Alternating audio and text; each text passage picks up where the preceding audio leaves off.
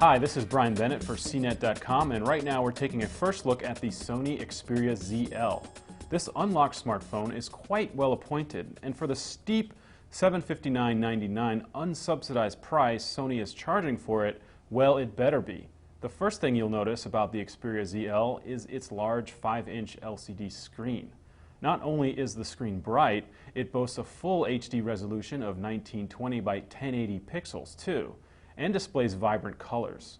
One thing I noticed off the bat, though, is if you stray from viewing the screen directly head-on, image quality deteriorates quickly.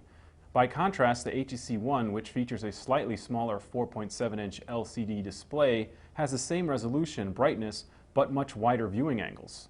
Despite its large display, however, the Xperia ZL is sleek. At just 0.4-inch thick, the phone is thin, with stylishly dark good looks. Under the Xperia ZL's display is a slick notification light that looks like some sort of robotic eye winking at me from the future. Well, maybe that's just me. It also changes color depending on the alert the light is calling attention to. Next to that is the ZL's front-facing 2-megapixel camera, which is an odd choice. Typically, phone makers position the cams above, not below the screen. There are no capacitive buttons here either. You have to tap the screen to fire up virtual keys for basic Android controls. On the phone's right edge are the Xperia ZL's only physical controls. Placed here are a thin volume rocker, a dedicated camera key, plus a prominent circular power button sitting in between them. The left side holds a micro USB port, while up top you'll find a 3.5mm headphone jack. Sony throws in a set of earbuds that are nicer than the usual throwaway models bundled with phones. A little door cover slots for micro SD and SIM cards. The battery, however, is embedded. The ZL's back side is textured plastic and not the more premium glass materials Sony uses in the Xperia Z. Another difference between the Xperia ZL and the Xperia Z is that the ZL isn't water or dust resistant. Internal components are the same as the Xperia Z, though.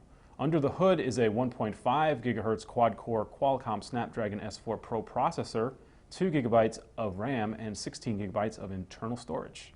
Not too shabby. That hardware powers the Android 4.1.2 Jelly Bean OS and Sony's special UI that's grafted over it. That means you get all the power and flexibility of modern Android. Native support for Google services, including the enhanced search capabilities of Google Now. Sony has infused the ZL with its own special sauce too. Highlights are a handy weather widget and a nice remote control app to use the phone as a second clicker for TVs and AV receivers. The Xperia's 13-megapixel camera has a ton of features, settings, and shooting modes too. As an unlocked GSM handset, the Xperia ZL connects to T-Mobile and AT&T's GSM networks in the US, plus supports 4G LTE bands 1, 2, 4, 5, and 17. I'm Brian Bennett for CNET.com, and this has been a first look at the Sony Xperia ZL.